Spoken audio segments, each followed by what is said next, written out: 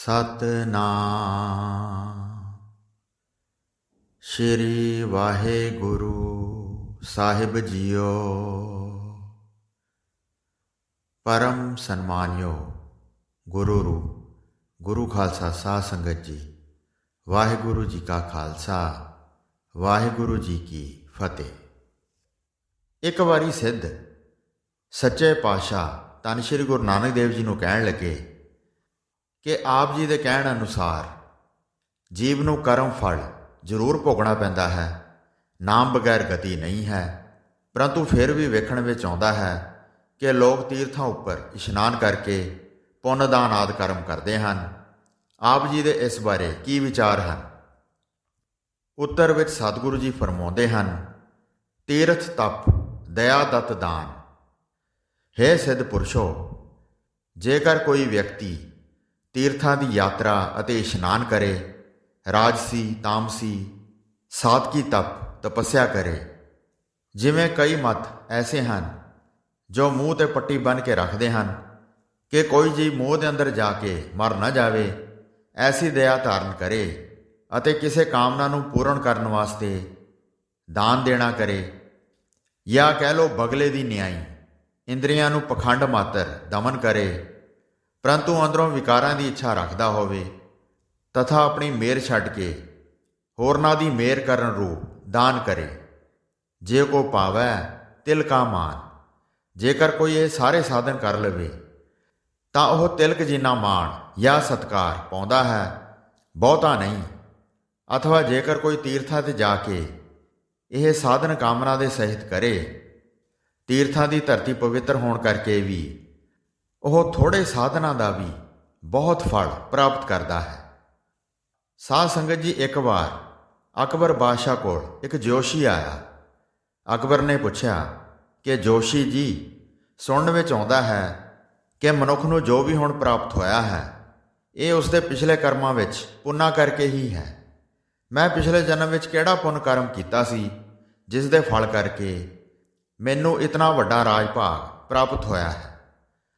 ਜੋਤਸ਼ੀ ਨੇ ਆਪਣੀ ਜੋਤਿਸ਼ ਵਿੱਦਿਆ ਅਨੁਸਾਰ ਹਿਸਾਬ ਕਰਕੇ ਕਿਹਾ ਕਿ ਹੇ ਬਾਦਸ਼ਾਹ, ਪਿਛਲੇ ਜਨਮ ਵਿੱਚ ਤੁਸੀਂ ਘਾਹੀ ਸੀ। ਘਾਹ ਕੱਟ ਕੇ ਵੇਚ ਕੇ ਆਪਣੀ ਉਪਜੀਵਿਕਾ ਕਰਦੇ ਸੀ।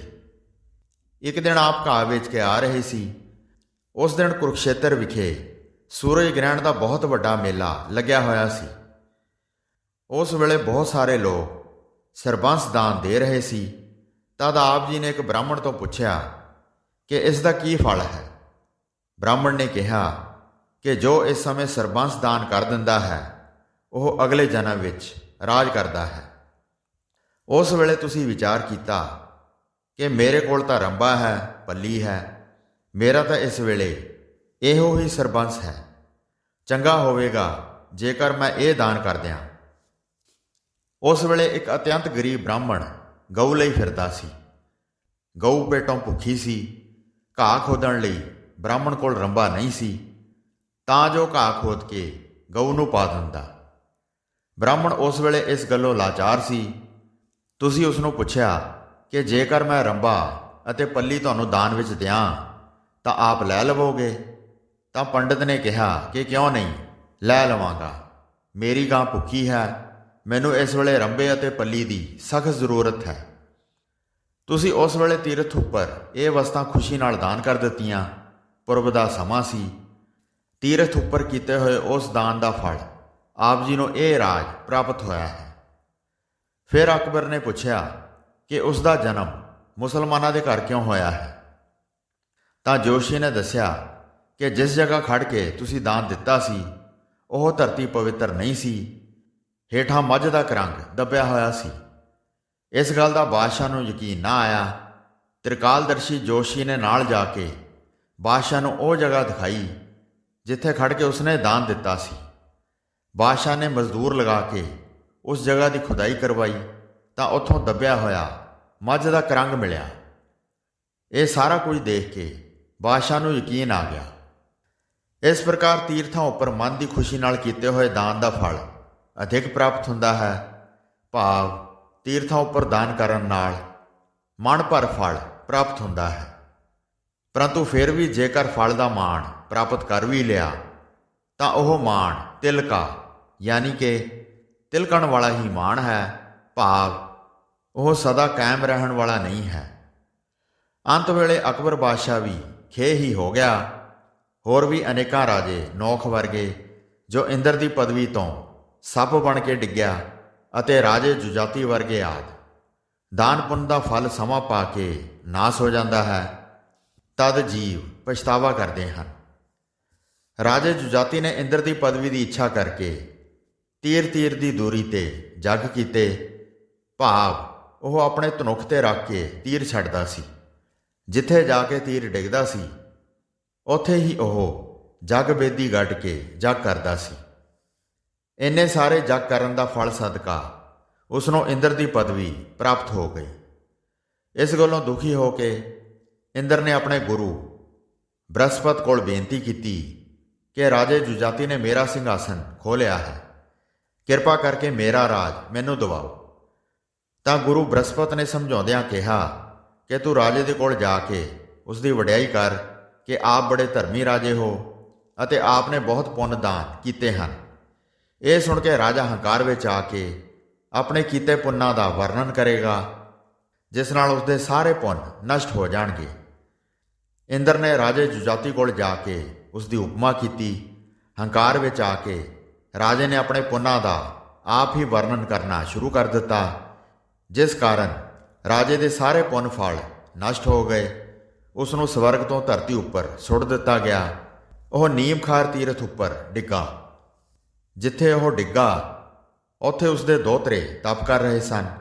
ਉਹਨਾਂ ਨੇ ਬੇਨਤੀ ਕੀਤੀ ਕਿ ਨਾਨਾ ਜੀ, ਆਪ ਸਾਡੇ ਕੋਲੋਂ ਪੁੰਨ ਫਲ ਲੈ ਕੇ ਫਿਰ ਸਵਰਗ ਵਿੱਚ ਜਾਓ। ਰਾਜੇ ਜੁਜਾਤੀ ਨੇ ਜਵਾਬ ਦਿੱਤਾ ਕਿ ਇਹ ਮਰਿਆਦਾ ਹੈ ਕਿ ਜੇ ਦੋਹਤਰਿਆਂ ਨੂੰ ਕੋਈ ਦੇਣ ਯੋਗ ਨਾ ਹੋਵੇ ਤਾਂ ਦੋਹਤਰਿਆਂ ਦੇ ਕੋਲੋਂ ਲੈਣਾ ਨਾ ਕਰੇ, ਕਿਉਂਕਿ ਦੋਹਤਰਿਆਂ ਕੋਲੋਂ ਲੈਣਾ ਪਾਪ ਰੂਪ ਹੈ, ਭਾਵੇਂ ਪੁੰਨ ਹੀ ਕਿਉਂ ਨਾ ਹੋਵੇ। ਇਸ ਲਈ ਦੋਹਤਰਿਆਂ ਕੋਲੋਂ ਲੈਣ ਦਾ ਉਸ ਦਾ ਕੋਈ ਹੱਕ ਨਹੀਂ ਬਣਦਾ। ਮੈਂ ਧਰਤੀ ਉੱਪਰ ਹੀ ਠੀਕ ਹਾਂ, ਭਾਵੇਂ ਕੋਈ ਵੀ ਪੁੰਨ ਦਾਨ ਕਰਕੇ ਕਿੰਨਾ ਵੀ ਮਾਣ ਕਿਉਂ ਨਾ ਪਾ ਲਵੇ, ਉਹ ਮਾਣ ਤਿਲਕਣ ਵਾਲਾ ਹੀ ਹੁੰਦਾ ਹੈ, ਅਰਥਾਤ ਉਹ ਸਦੀਵੀ ਨਹੀਂ ਹੁੰਦਾ। ਸੁਣਿਆ ਮੰਨਿਆ ਮਨ ਕੀਤਾ ਭਾਓ, ਅੰਤਰਗਤ ਤੀਰਥ ਮਲ ਨਾਓ। ਫਿਰ ਗੁਰੂ ਜੀ ਨੇ ਸਿੱਧਾਂ ਨੂੰ ਕਿਹਾ, ਹੇ ਸਿੱਧ ਪੁਰਸ਼ੋ, ਜਿਨ੍ਹਾਂ ਨੇ ਪ੍ਰਭੂ ਦੇ ਨਾਮ ਨੂੰ ਸੁਣਿਆ, ਸਰਵਣ ਕੀਤਾ, ਮੰਨਿਆ, ਮੰਨਣ ਕੀਤਾ ਹੈ ਅਤੇ ਹਿਰਦੇ ਵਿੱਚ ਨਿਧਿਆਸਨ ਕੀਤਾ ਹੈ, ਉਹਨਾਂ ਨੂੰ ਪ੍ਰਭੂ ਦਾ ਪ੍ਰੇਮ ਪ੍ਰਕਾਸ਼ ਪ੍ਰਾਪਤ ਹੋ ਗਿਆ ਹੈ।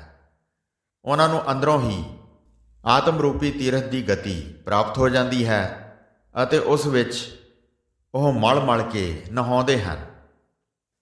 ਸੁਣਿਆ ਮੰਨਿਆ ਮਨ ਕੀਤਾ ਭਾਓ, ਅੰਤਰਗਤ ਤੀਰਥ ਮਲ ਨਾਓ।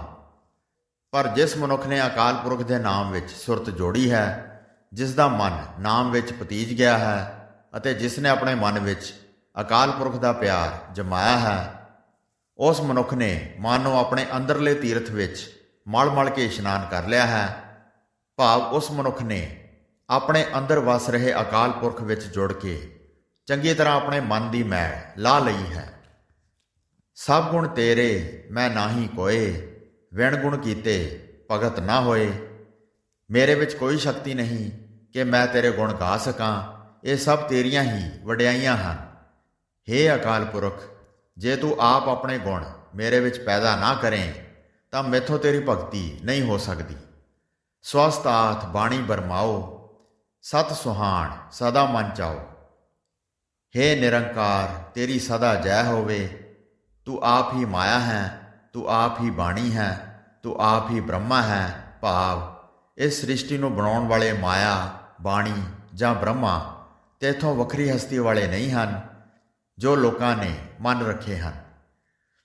ਤੂੰ ਸਦਾ ਥਿਰ ਹੈ, ਸੋਹਣਾ ਹੈ, ਤੇਰੇ ਮਨ ਵਿੱਚ ਸਦਾ ਖਿੜਾਓ ਹੈ। ਤੂੰ ਹੀ ਜਗਤ ਰਚਣ ਵਾਲਾ ਹੈ, ਤੈਨੂੰ ਹੀ ਪਤਾ ਹੈ ਕਿ ਤੂੰ ਇਹ ਜਗਤ ਕਦੋਂ ਬਣਾਇਆ।